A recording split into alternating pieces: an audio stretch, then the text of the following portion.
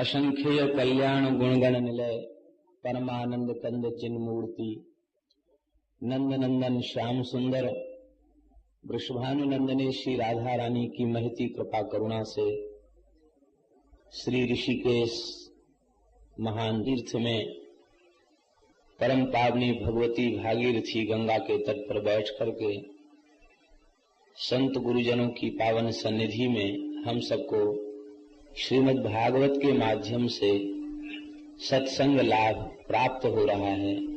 यह श्री ठाकुर जी की हम सबके ऊपर अहेतु की कृपा करुणा है, श्री गंगा जी की करुणा है जो हम सबको यह दिव्य अवसर प्राप्त हो रहा है। श्रीमद् भागवत के महात्म्य का सर्वप्रथम स्मरण किया गया है। श्रीमद् भागवत का दो पुराणों में विशिष्ट महात्म्य है, एक तो स्कंद पुराण और दूसरा पद्म पुराण। अन्य पुराणों में भी श्रीमद् भागवत के महात्म्य की यत्किंचित चर्चा है, लेकिन स्कंद पुराण और पद्म पुराण में तो विशिष्ट चर्चा श्रीमद् भागवत की महात्म्य की गई है। एक जिज्ञासा प्रायः चित्त में होती है। श्रीमद् भागवत के प्रथम स्कंध में यह निरूपण है, व्यास जी को 17 पुराणों की रचना करने के बाद भी, महाभारत को प्रकट करने के बाद भी संतोष नहीं हो रहा था। तब श्री देवर्षि नारद जी की प्रेरणा से विशुद्ध भागवत धर्म को प्रकट करने वाले इस दिव्य ग्रंथ श्रीमद् भागवत को प्रकट किया गया। तात्पर्य व्यास जी की अंतिम कृति श्रीमद् भागवत है, तो पूर्ववर्ती पुराणों में इसके महात्म्य की चर्चा कैसे आ गई? पूर्ववर्ती पुराणों में इसका महात्म्य कैसे आ गया? जब पहले ग्रंथ ही नहीं था, फिर उसके महात्म्य की चर्चा कैसे आ गई? इसका तात्पर्य है कि श्रीमद् भागवत नित्य पुराण है, क्योंकि साक्षात श्री कृष्ण का वांग्मय स्वरूप है, शब्दमय स्वरूप है। जैसे भगवान सनातन है, ऐसे ही यह भगवत स्वरूप पुराण भी सनातन पुराण है।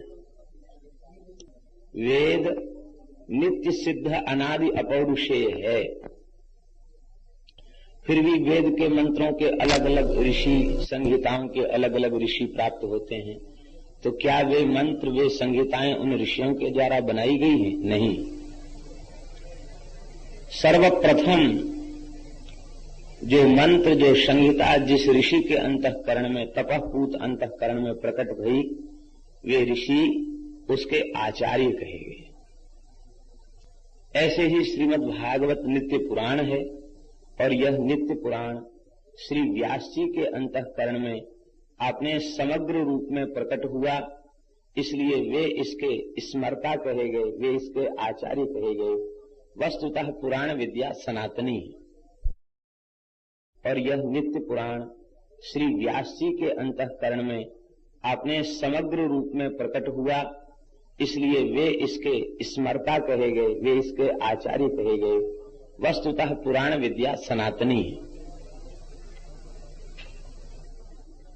व्यास जी के माध्यम से वह प्रकट होता है। जब जब कालक्रम से लुप्त हो जाता है, तो व्यास जी के माध्यम से वह प्रकट होता है।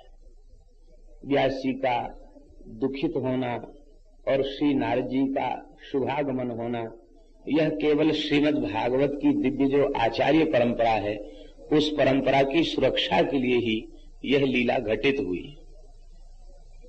पद्म पुराण उक्त महात्म्य की प्रायः अधिक चर्चा होती है, किंतु श्री जी की कृपा से हम सबको अवसर प्राप्त है, इसलिए दोनों महात्म्यों की चर्चा संक्षिप्त रूप में की जाएगी।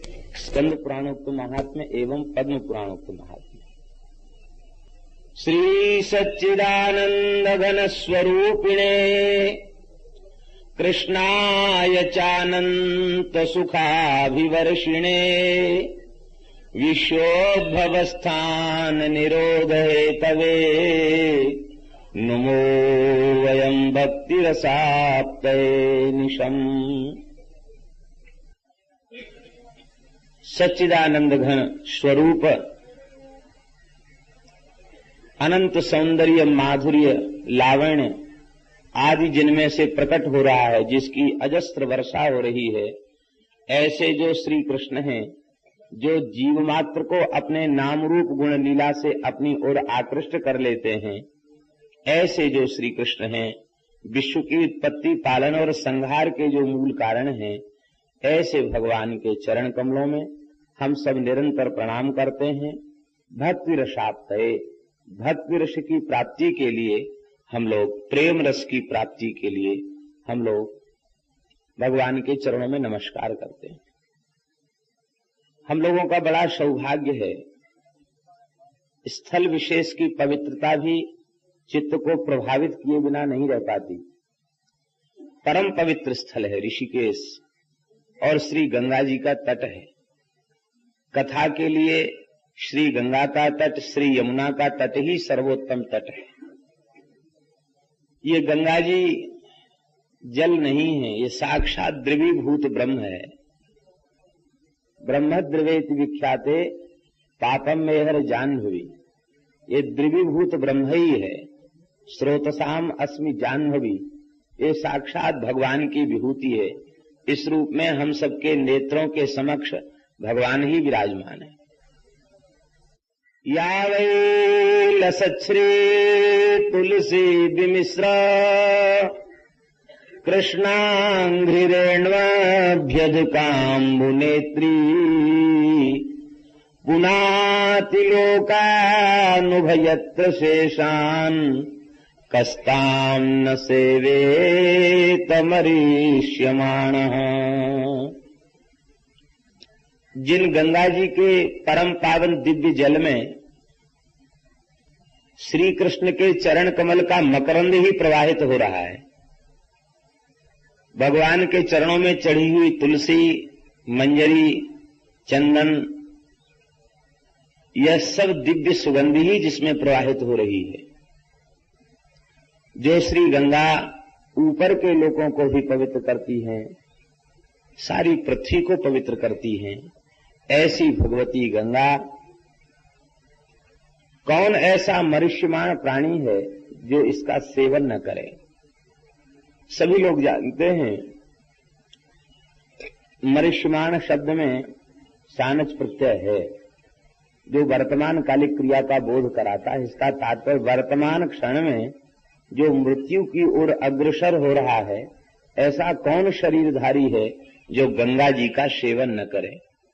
हम लोग जितने हैं ये सब मरणाभिमुख हैं, मरणशील हैं, म्रियमाण हैं, मनुष्यमाण हैं, मरने वाले हैं। हम सबका परम सौभाग्य संतों के परम आश्रय में श्री गंगा जी के तट पर बैठ करके गंग तरंग का अवलोकन करते हुए, संत वैष्णवों का दर्शन करते हुए भगवत भागवत चर्चा करने का सौभाग्य प्राप्त हो रहा है। प्रायः ऐसी प्रसिद्धि है कि श्रीमद् भागवत की सबसे पहली कथा सुखदेव जी के मुखारविंद से प्रकट भई और श्री राजर्षि परीक्षित जी ने उसको गंगा तट पर बैठकर श्रवण किया। किंतु स्कंद पुराणोक्त महात्म्य के अनुसार श्रीमद् भागवत की सबसे पहली कथा ब्रजमंडल में हुई, और वो भी श्री गिरिराज जी। ब्रजमंडल कमल है तो गिरिराज जी उसकी कर्णिका है। कमल के मध्य जैसे कर्णिका होती है, ऐसे ही गिरिराज जी ब्रजमंडल कमल है और श्री गिरिराज जी उसकी कर्णिका है। कर्णिका प्रदेश में ही, और कुसुम सरोवर जो है जहां कथा हुई है वो गिरिराज जी के एकदम मध्य में है। सप्तकोश गिरिराज में बिल्कुल मध्य में है। मध्य स्थल में श्री उद्धव जी के मुख से श्रीमद् भागवत की कथा का श्रवण वज्रनाभ जी ने किया, और कुछ समय तक परीक्षित जी ने भी श्रवण किया, और भगवान श्री कृष्ण की 16,000 रानी पटरानी भी वहां उपस्थित थी, 16,100। उन्होंने भी बैठ करके श्रीमद् भागवत का श्रवण किया। तो श्रीमद् भागवत का सर्वप्रथम प्राकट्य प्रादुर्भाव ब्रजमंडल में श्री गिरिराज जी की गोद में ही सबसे पहले श्रीमद् भागवत जी की चर्चा हुई। ब्राह्मणों के शाप से यदुवंश का क्षय हो गया। भगवान सर्वसमर्थ हैं, लेकिन सर्वसमर्थ होते हुए भी भगवान ने शाप को मेटा नहीं, शाप का अनुमोदन किया, क्योंकि भगवत इच्छा भगवत संकल्प से ही यह कार्य हुआ। भार उतारना चाहते थे भगवान। ब्राह्मणों की महिमा को बढ़ाने के लिए उनका अतिशय आदर करते हुए भगवान ने भी उस मूसल के अंतिम भाग को अपने चरण तल में स्वीकार किया। जरा नाम के व्याध ने बाण मारा तो ब्राह्मणों का आदर करने के लिए भगवान ने अपने चरण तल में उसे स्वीकार किया। यदुवंश का क्षय हो गया, किंतु दो महापुरुष ब्राह्मणों के शाप से बच गए। एक तो श्री महाभागवत उद्धव जी महाराज, उद्धव जी भी शाप से बच गए, और श्री बज्रनाभ जी महाराज भी शाप से बच गए। क्यों बच गए? ये भगवान का अनुग्रह है। श्री ठाकुर जी के कृपा कवच में जो सुरक्षित है, उसके ऊपर किसी का क्रोध, किसी का शाप, किसी का तप प्रभावी नहीं हो सकता। महान तपस्वी ऋषि दुर्वासा जी का क्रोध महाभागवत श्री अम्बरीश जी का अनिष्ट नहीं कर सका। तो ये दोनों महाभागवत हैं, इसलिए ये भगवान की कृपा कवच में सुरक्षित हैं, इसलिए ये दोनों महापुरुष बच गए। श्री उद्धव जी ऐसे महापुरुष हैं, श्री कृष्ण के अंतरंग सखा तो है ही हैं, श्री ठाकुर जी का अनुग्रह तो प्राप्त है ही है। श्री ठाकुर जी ने इनको ब्रजभूमि में भेजा और कई महीनों तक गोपियों का सत्संग इन्होंने प्राप्त किया। उवास कतिचिन मासान, कई महीने तक ब्रज में रहे और श्री जी का दर्शन किया, ब्रज गोपियों का दर्शन किया, उनकी वाणी से श्री कृष्ण की लीला कथा की चर्चा का श्रवण किया और ब्रज के गांव-गांव में विचरण करके वहां की रज को अपनी मस्तक पर धारण किया। तो केवल ठाकुर जी की कृपा प्राप्त नहीं है उद्धव जी, श्री जी की कृपा भी प्राप्त है, समस्त ब्रज गोपियों की कृपा भी श्री उद्धव जी को प्राप्त है। और भागवत में स्पष्ट भी है एकादश में कि उद्धव हमसे अणुमात्र भी कम नहीं है, इसलिए ये इस पृथ्वी पर रहें, इनके रहने पर वैष्णवों को हमारे अभाव की अनुभूति नहीं होगी। इतना भगवान का प्रेम उद्धव जी के प्रति। और श्री बज्रनाभ जी महाराज, इन्हें श्री कृष्ण की कृपा तो प्राप्त है ही है, ये श्री ठाकुर जी के चरण कमल में चिन्हित जो वज्र चिन्ह है, उस वज्र चिन्ह के ही अवतार हैं श्री बज्रनाभ जी। और इनकी माता ने कुरुक्षेत्र में ग्रहण के काल में मिलन के पश्चात जब समस्त ब्रजवासी द्वारिका पधारे हैं, तो उस काल में इनकी माता ने श्री जी की, श्री राधा रानी की विशेष रूप में सेवा की। इस सेवा से लाडली जी प्रसन्न हो गई। ये तो करुणामयी हैं, करुणा प्रकट हो गई और कहा, बहू रानी, तुम्हारे गर्भ में इस समय जो बालक है वो ब्रजमंडल का राजा होगा, हमारे विलुप्त लीला क्षेत्रों को यह पुनः प्रकट करेगा, ब्राह्मणों का शाप इस पर प्रभावी नहीं होगा। तो श्री जी की कृपा से गर्भ में ही इनकी सुरक्षा हो गई। उसके बहुत बाद ब्राह्मणों का शाप यदुवंश के क्षय का लगा है, लेकिन श्री जी के अनुग्रह से बज्रनाभ जी गर्भ में ही सुरक्षित हो गए। ये श्री बज्रनाभ जी भगवान की लीला संवरण के पश्चात ब्रज में आए और परीक्षित महाराज इनके संबंध में पितृव्य लगते हैं, चाचा लगते हैं और ये भतीजे लगते हैं। तो चाचा जी के सहयोग से वे हस्तिनापुर से ब्रज में आए और ब्रज में उन्होंने देखा कि यहां एकदम निर्जन हो चुका है, यहां कोई जीव जंतु भी यहां नहीं है। तो बहुत आश्चर्य हुआ कि ये सब कहां चले गए। भगवान के लीला संवरण के पश्चात ब्रज में चींटी भी जीवित नहीं रही। क्योंकि सबके प्राण श्री कृष्ण में अटके हुए थे। जब तक ठाकुर जी की लीला पृथ्वी पर प्रकट है तब तक ब्रजवासी ब्रजमंडल में थे। अब जब श्री कृष्ण ही उन्होंने अपनी लीला का संवरण कर लिया तो अब हम रहकर क्या करेंगे। दर्शन की आशा में प्राण टिके हुए थे।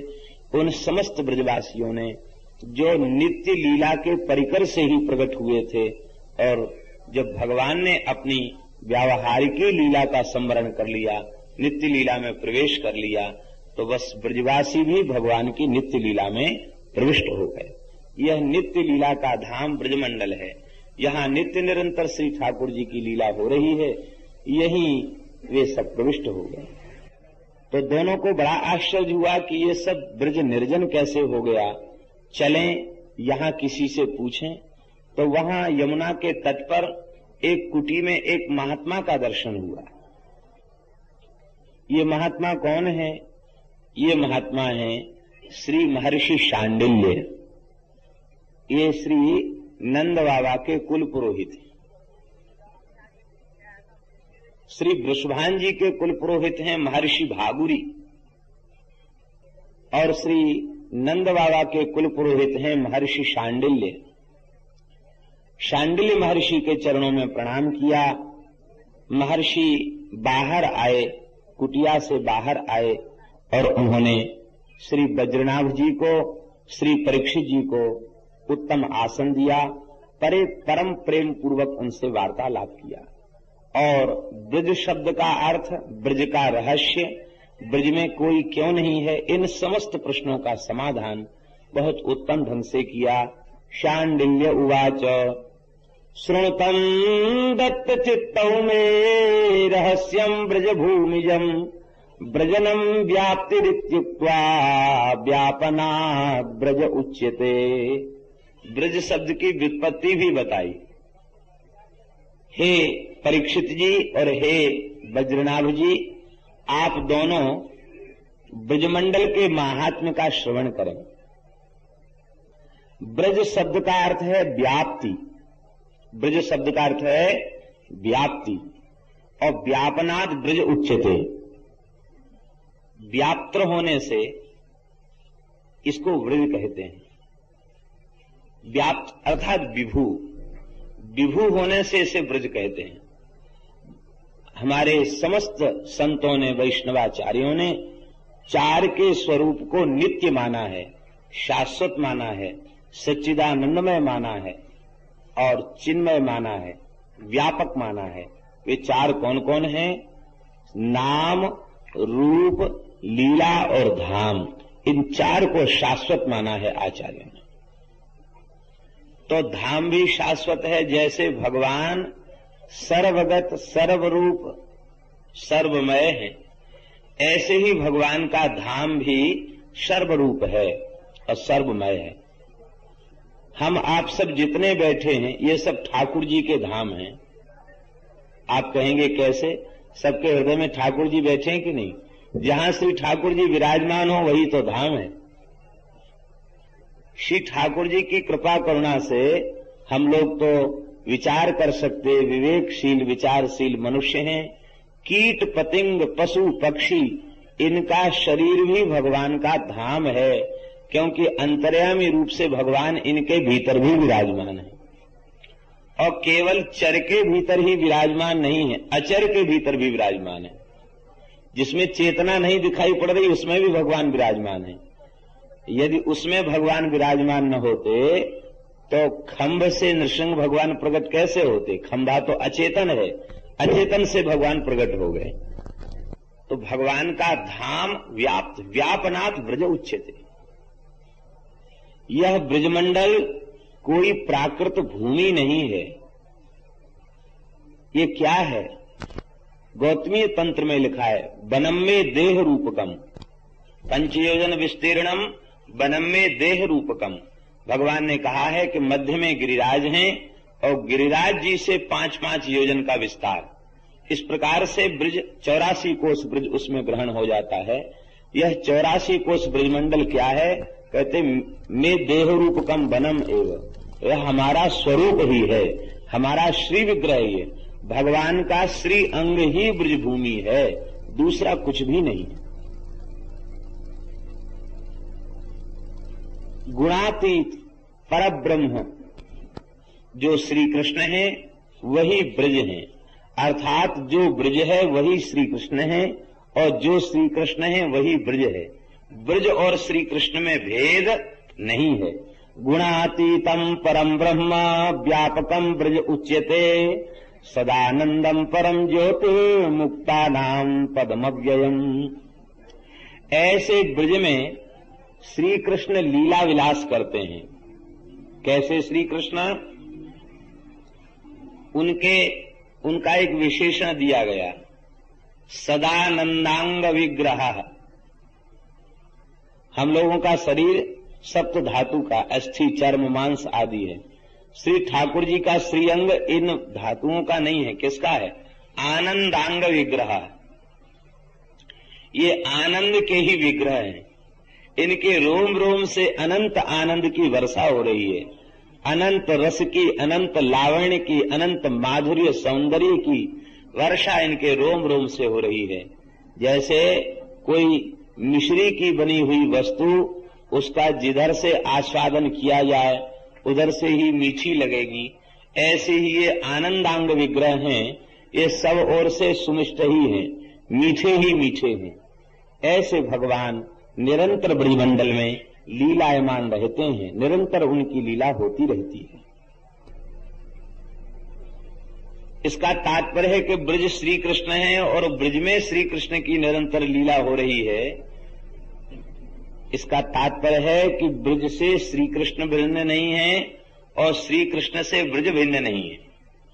ब्रज में निरंतर श्री कृष्ण की लीला हो रही है। कोई युग, कोई काल, कोई समय उस लीला में बाधक नहीं है। लेकिन उस लीला का अनुभव कैसे होगा? सांडिल्य जी कहते प्रेमाप्तैः अनुभूयते। जो प्रेम में पगे हुए हैं, जो प्रेम में सराबोर हैं, जो प्रेम में डूबे हुए हैं, जिन्हें देह की सुध भूली भई है प्रेम के आस्वादन के कारण, उन महात्माओं को अनुभव उन लीलाओं का होता है। वे श्री कृष्ण, उनकी आत्मा कौन है, उनका प्राण कौन है? श्री शांडिल्य महर्षि कह रहे हैं, आत्मा तुराधिका तस्य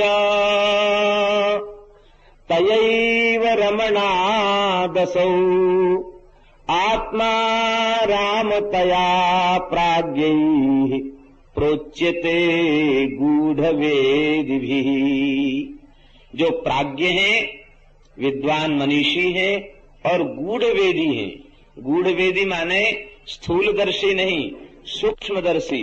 सूक्ष्माति सूक्ष्म रहस्य को, तत्व को जो भली भांति जानते हैं, ऐसे गूढ़ तत्व के ज्ञाता ऋषि मुनि महात्मा वे इस बात को जानते हैं कि ब्रजमंडल श्री कृष्ण का स्वरूप है, श्री कृष्ण ही परब्रह्म है और उनकी प्राण, उनकी आत्मा साक्षात श्री राधा रानी है। और उन श्री राधा रानी में वे निरंतर रमण करते रहते हैं, इसलिए आत्मा रामतया प्रोक्ता है। यही आत्माराम शब्द का अर्थ है। आत्मा माने श्री राधा और राम माने रमण करने वाले। अपनी आत्मा में रमण करने वाले भगवान श्री कृष्ण यही आत्माराम है, श्री राधा रमण है और भगवान ही आप्त काम है। आप्त काम का अर्थ क्या? पूर्ण काम। भगवान की कामना क्या है? कहते काम शब्द का अर्थ है कामना, अभिलाषा। और भगवान की अभिलाषा क्या है? स एकाकी न रमते। एकाकी भगवान रमण नहीं करते। किसके साथ रमण करते हैं? अपने प्राण प्यारे भक्तों के साथ रमण करते हैं। भक्तों के साथ भगवान लीला करते हैं। तो भगवान की कामना, भगवान की अभिलाषा यही है कि मैं निरंतर प्रेमियों के साथ रह करके और वे प्रेमी अपने भाव और प्रेम से मुझे आनंदित करें और मैं अपने नाम रूप लीला माधुरी से अपने प्रेमियों को आह्लादित आनंदित करूं। यही भगवान की अभिलाषा है। और यह अभिलाषा भगवान की कहाँ पूर्ण होती है? कहते यह अभिलाषा भगवान की ब्रज में आने से पूर्ण होती है, क्योंकि ब्रज में विशुद्ध प्रेमी हैं। विशुद्ध प्रेमी कौन है? जिन्हें श्री कृष्ण से कुछ नहीं चाहिए, वे ही विशुद्ध प्रेमी है। जिन्हें मोक्ष तक की अभिलाषा है वे विशुद्ध प्रेमी नहीं कहे जा सकते। कुछ भी नहीं चाहिए, केवल यही चाहिए कि बस यह हमारे प्राण जीवन धन सदा सर्वदा प्रसन्न रहें, ये सुखी रहें, इनके मुख कमल पर मुस्कुराहट सदा बनी रहे, यही चाहते हैं ब्रजवासी, और कोई चित्त में उनके कामना नहीं है। ये सब विशुद्ध प्रेमी है। ऐसे विशुद्ध प्रेमी जो ब्रजवासी हैं यही भगवान के वांछित हैं, और वे वांछित भगवान को नित्य ही प्राप्त हैं। ब्रज में ब्रज नित्य है और ब्रज में श्री ठाकुर जी नित्य हैं, और श्री ठाकुर जी का लीला विहार नित्य है। तो जब सब कुछ नित्य है तो भगवान के गोप गोपीगण वे क्या अनित्य हैं? वे भी नित्य हैं। तो वे भगवान को ब्रजमंडल में नित्य ही प्राप्त हैं, नित्य उनके साथ विहार होता है, और भगवान इस विहार को करके आप्त कामत्व को प्राप्त हो जाते हैं। यही उनकी आप्त कामता है। भगवान की दो प्रकार की लीलाएं हैं। शांडिल्य महर्षि बता रहे हैं कि भगवान की दो प्रकार की लीलाएं हैं। कौन कौन सी? कहते एक लीला तो है वास्तविकी और दूसरी लीला है व्यावहारिकी। दो प्रकार की भगवान की लीला। वास्तविक लीला स्वसंवेद्या है। वास्तविक लीला स्वसंवेद्या है और व्यवहारिक लीला स्वसंवेद्या नहीं है, वह पुराण आदि के द्वारा संवेद्या है। माने भगवान की दो लीलाएं हैं। एक लीला तो निरंतर हो रही है, भगवान का धाम चिन्मय है, निरंतर लीला हो रही है। हमारे श्रीधाम वृंदावन के एक महान संत, उन संत ने बताया कि भगवान के समस्त धामों में लीला नित्य हो रही है, भगवान की नित्य लीला हो रही है। लेकिन उस लीला का अनुभव क्यों नहीं होता?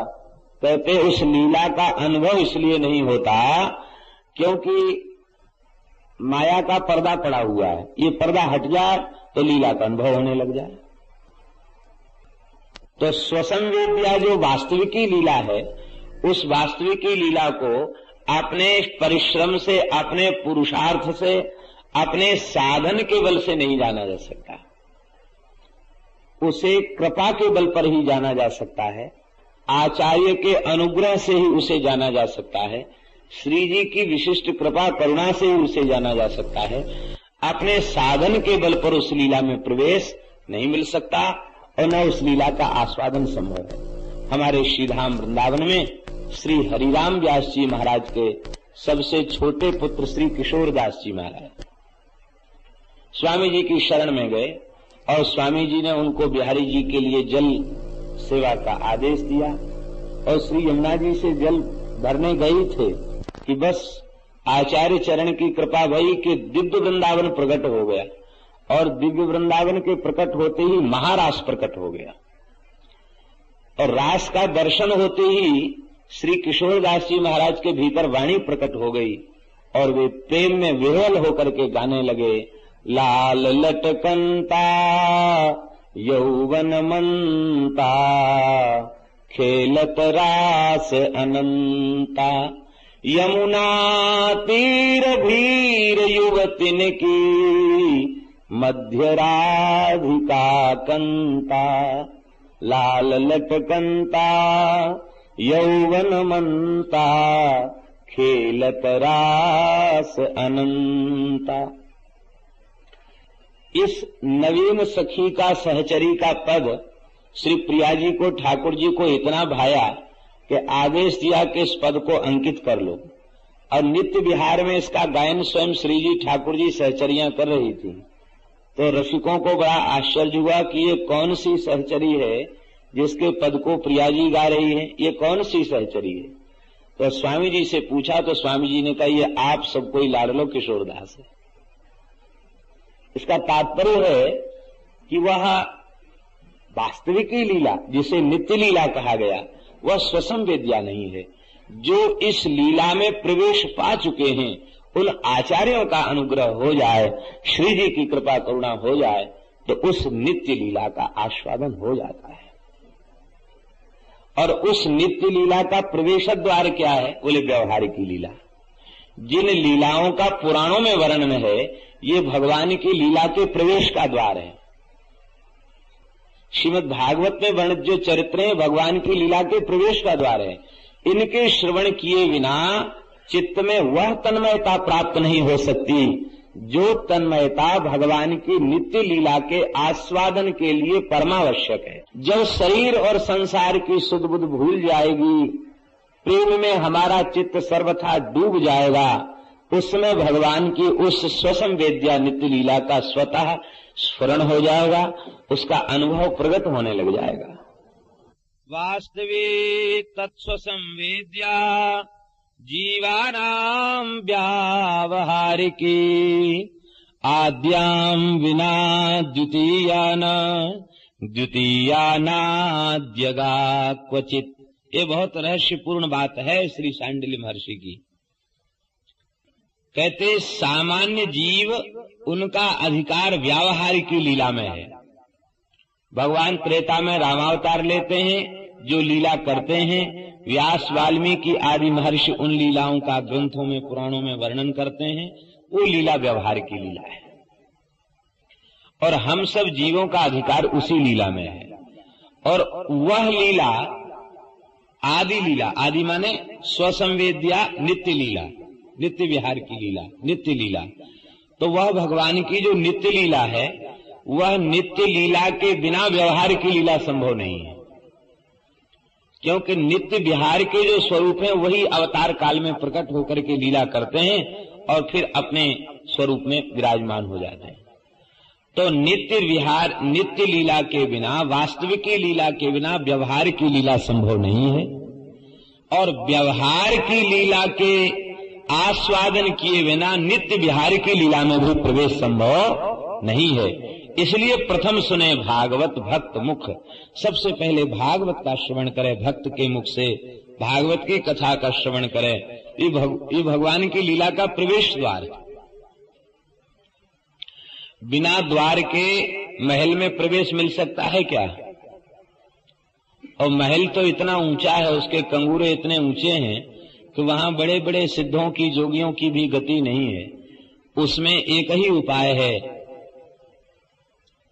उस महल का प्रवेश द्वार मिल जाए। यह प्रवेश द्वार है श्रीमद् भागवत की कथा, व्यवहार की कथा। तो देखो, तुम लोगों ने जिस लीला का दर्शन किया वह व्यवहार की लीला मथुरा मंडल, द्वारिका मंडल में प्रकट भई, ब्रजमंडल में भी प्रकट भई। लेकिन वह लीला जहां से प्रकट भई वो तत्व कहां छिपा है?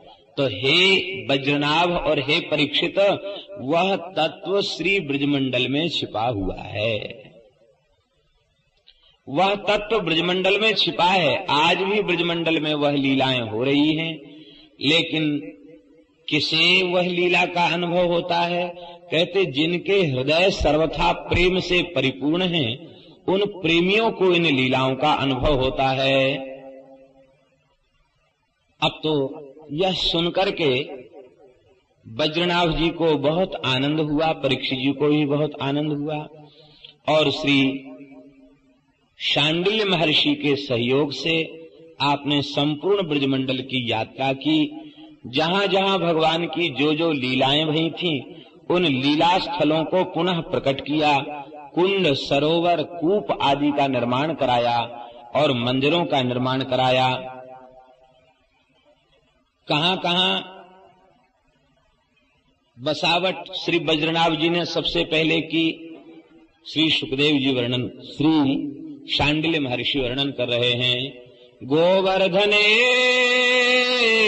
दीर्घपुरे मथुरायां महावने नंदिग्रामे बृहत्सानौ कार्या राज्य स्थितिस्त्वया। हे वज्रनाभ, अब तुम सबसे पहले यहाँ अपने राज्य को व्यवस्थित करो। गोवर्धन में दीर्घपुर माने होता डीग, डीग का ही नाम है स्कंद पुराण में दीर्घपुर।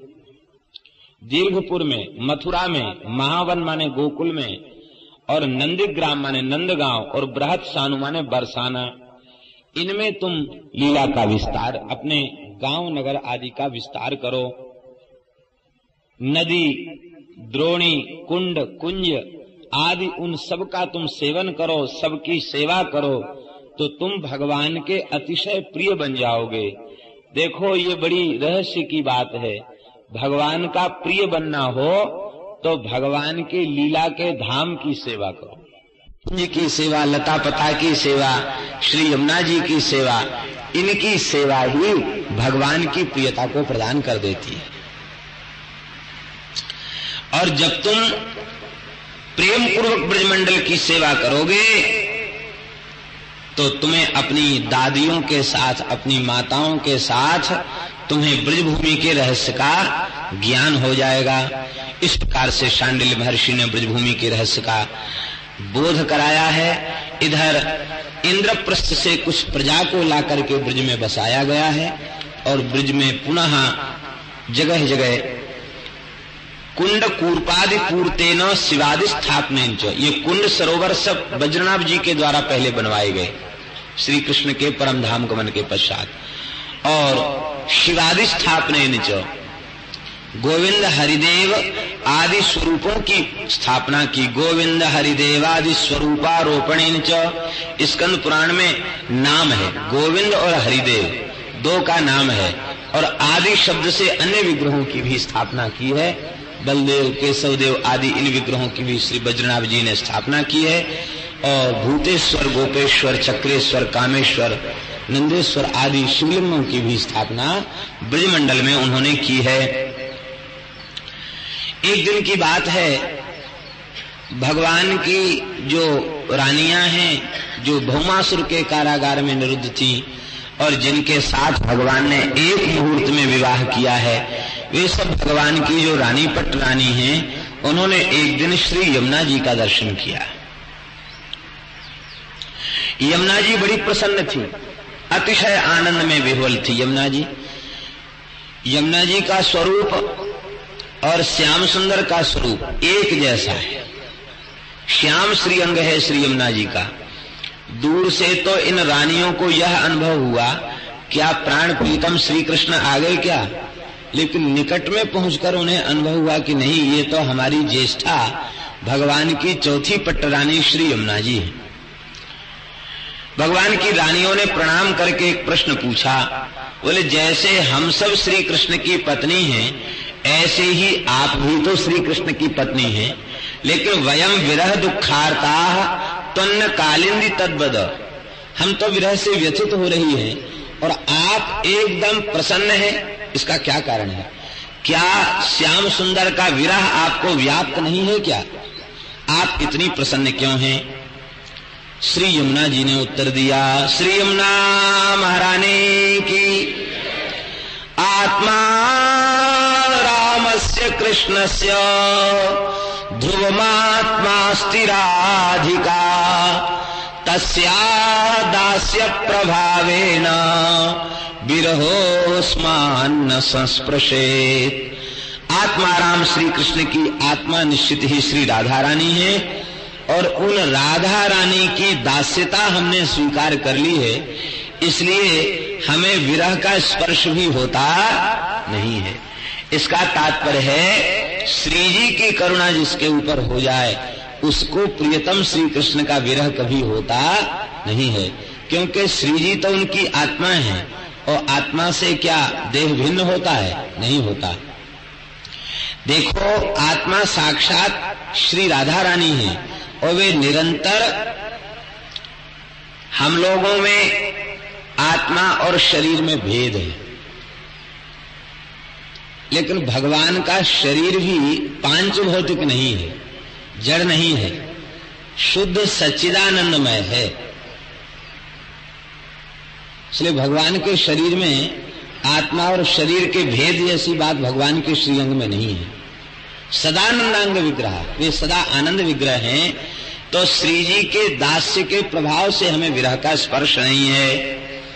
और देखो, तुम सबका भी भगवान से वियोग नहीं है। क्यों नहीं वियोग है? कहते तस्याह एवांश विस्ताराः सर्वा श्री कृष्ण नायिका नित्य संभोग एवास्ति तस्यासां मुख्य योगतः। हे देवियों, श्री कृष्ण की आत्मा श्री राधा रानी है और श्री राधा रानी उनका ही अंशांश ब्रज गोपियां हैं और उन श्री राधा रानी का ही अंशांश समस्त श्री कृष्ण की नायिकाएं हैं। तो अपने मूल रूप का यदि हम चिंतन करें तो मूल रूप का चिंतन करने के बाद, अंशी श्री जी का चिंतन करने के बाद फिर हमारा वियोग किसी काल में श्री कृष्ण से नहीं है। रुक्मिणी आदि समावेशो मया त्रैव विलोकिता। श्री यमुना जी कह रही है, रुक्मिणी आदि का भी समावेश श्री जी के श्रीअंग में ही हमने ब्रजमंडल में अत्रैव माने अस्मिन् ब्रजे एव विलोकिता। यहाँ नित्य विहार की लीला में रुक्मिणी आदि समस्त पटरानियों का भी श्री जी में ही समावेश दिखाई पड़ता, अर्थात अनंत रूप से श्री जी ही प्रकट होकर के वे लीला कर रही हैं। अध्यात्म रामायण में तो नारद जी ने एक और विलक्षण बात कही है। नारद जी महाराज कहते हैं स्तुति करते हुए राम जी की, कि पुल्लिंग वाचक जितने शब्द हैं वे सब हे रघुनाथ जी आपके वाचक हैं। स्त्रीलिंग संज्ञक जितने शब्द हैं वे सब श्री जानकी जी के वाचक हैं। ऐसे आप युगल को हमारा नमस्कार। नारद जी ने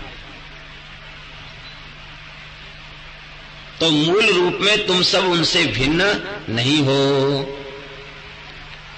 हरिशरण एक विशेष बात कही, यदि ऐसी बात है श्री कृष्ण से श्री राधा का वियोग नहीं और श्री राधा रानी से हमारा वियोग नहीं, इसलिए हमारा श्री कृष्ण से भी वियोग नहीं है। यदि यही सत्य सिद्धांत है तो श्री ठाकुर जी को लेने के लिए अक्रूर जी पधारे और अक्रूर जी जब लेके गए तो श्री जी ने बहुत विलाप किया और ब्रज गोपियों ने विलाप किया और ब्रज के संतों ने भी ब्रज की दशा का बड़ा विलक्षण विलक्षण वर्णन किया है। ब्रज के विरही लोग विचारे, बिन गोपाल ठगे से ठाणे अति दुर्बल तनकारे, बहुत मार्मिक वर्णन किया है। तो वह विरह क्या था? जब नित्य संयोग ही है, वियोग है ही नहीं, तो विरह क्यों हुआ फिर? श्री यमुना जी उत्तर दे रही हैं, भगवान का विरह नहीं है, ये तो हम लोगों के अनुभव में आ रहा था कि वह विरह की लीला थी। विरहाभास एवासीत उद्धवेन समाहितः। वो विरह नहीं था, विरहाभास था, विरह नहीं था। क्योंकि श्री कृष्ण ब्रज के बाहर जाते नहीं, वहां नित्य लीला होती है, तो विरह कहां से आया? विरह नहीं था। तब क्या था? कहते विरह का आभास था। आप लोग कहेंगे विरहाभास भी क्यों था? विरह नहीं था, विरहाभास था, तो विरहाभास भी क्यों था? विरहाभास इसलिए था कि वह विरहाभास न होता तो भगवान के दिव्य प्रेम का प्राकट्य कैसे होता? गोपियों के दिव्य प्रेम का प्रादुर्भाव कैसे होता? वह प्रेम सब संतों के, प्रेमियों के, वैष्णवों के, रसिकों के आस्वादन का विषय कैसे बनता? वंदे नंद ब्रज स्त्रीणाम पाद रेणुमभीक्षसः यासाम हरिकथोद्गीतम पुनाति भुवनत्रयम्। तो यदि वो विरहाभास वाली लीला न होती तो त्रिभुवन को पवित्र करने वाले गोपियों के पवित्र प्रेम से सने हुए उद्गार कैसे प्रकट होते, भगवान की लीला कैसे प्रकट होती, और उस सबको कह सुन करके हम कैसे उसका आस्वादन करते। श्री भरत जी की कोटि के जो प्रेमी हैं उनसे क्या श्री रघुनाथ जी का वियोग है? लेकिन नहीं, यदि वह लीला प्रकट न होती तो प्रेम का स्वरूप क्या है इसको कौन जानता? प्रेम का स्वरूप का परिचय ही नहीं मिल सकता था। तो गोपियों का जो विरहाभास है, श्री जी का जो विरहाभास है वह दिव्य चिन्मय प्रेम के प्रादुर्भाव के लिए ही यह लीला भई है। वस्तुतः भगवान की यह नित्य लीला ब्रजमंडल में होती रहती है।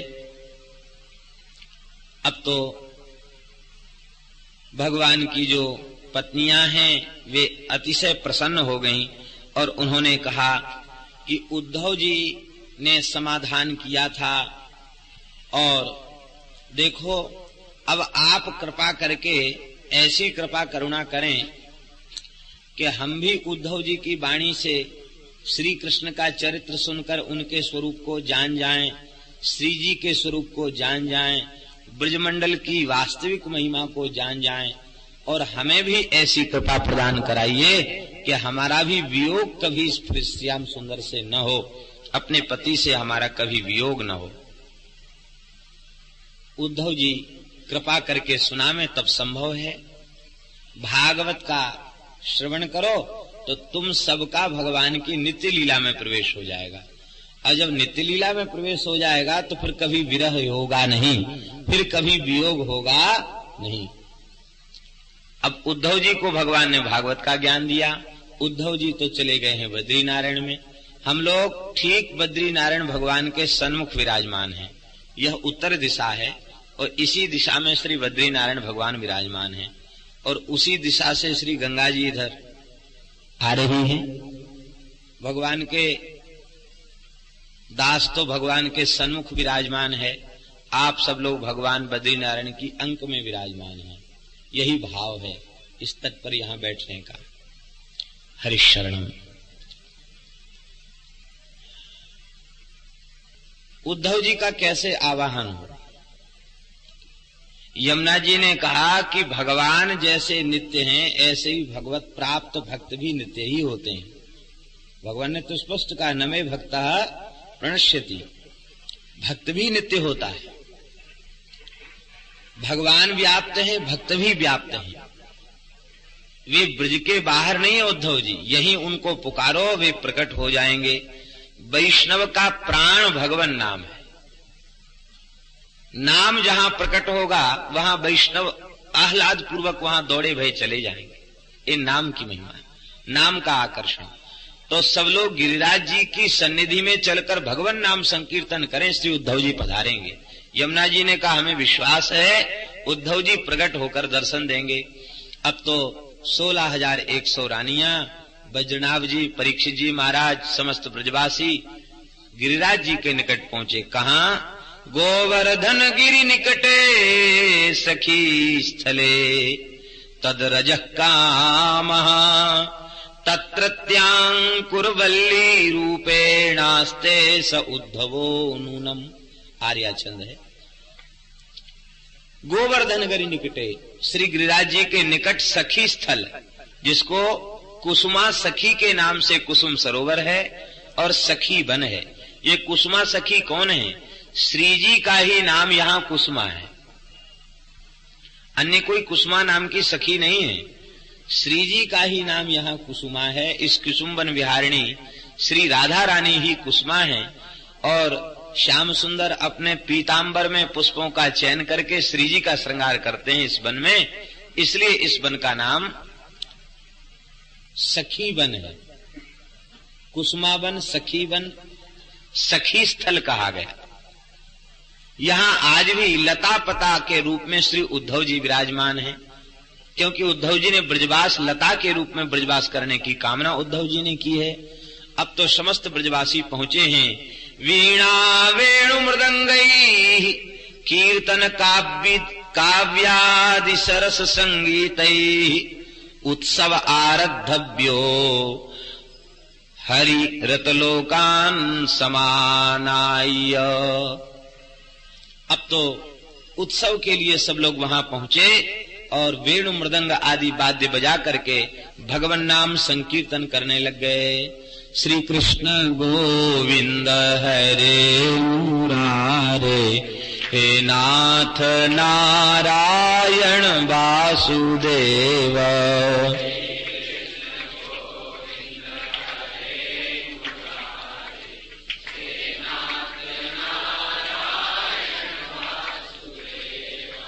श्री कृष्ण गोविंद हरे मुरारे, हे नाथ नारायण वासुदेव।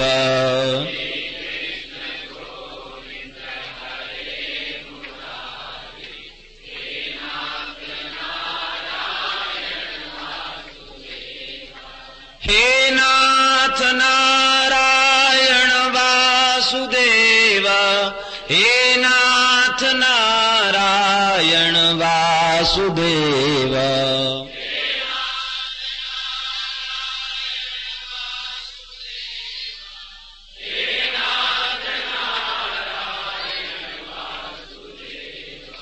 हे नाथ नारायण वासुदेव, हे नाथ नारायण वासुदेव।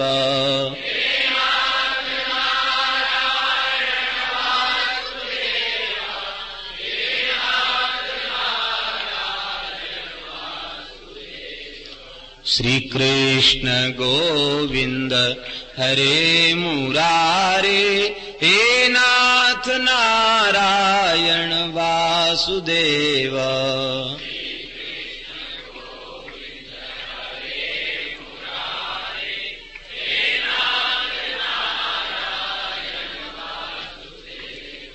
इतना अद्भुत कीर्तन हुआ, सबके हृदय प्रेम में सराबोर थे, सबके हृदय में आर्त भाव प्रकट हो गया। भगवान सद्यः प्रकट होकर के हमारे ऊपर कृपा करुणा करें। उस संकीर्तन में आर्त भाव, करुण रस यही प्रधान है। पुकार ही कीर्तन में प्रधान है। उच्चैर भाषा तो कीर्तनम, उच्च स्वर से प्रेम में डूब करके भगवान को पुकारना, इसी का नाम है संकीर्तन। सब प्रेमियों ने कीर्तन किया। वह ऐसा दिव्य प्रेम और करुणा प्रकट भई कि श्री गिरिराज जी की शिलाएं पिघलकर बहने लग गई। दिव्य जलधारा के मध्य से, लता पता के मध्य से उद्धव जी प्रकट हो गए। उस तीर्थ का नाम है श्री उद्धव कुंड। उद्धव जी का प्रादुर्भाव हुआ। कैसे श्री उद्धव जी प्रकट भय हैं? गुंजा मालाधर गायन वल्लवी वल्लभम मुहु, तदा गमन तोरे जे भ्रसम संकीर्तनोत्सव।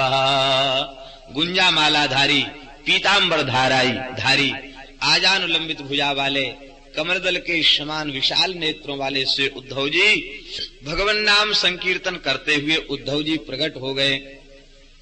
उनके प्रकट होते ही संकीर्तन की शोभा अतिशय बढ़ गई। श्री उद्धव जी का सबने पूजन किया।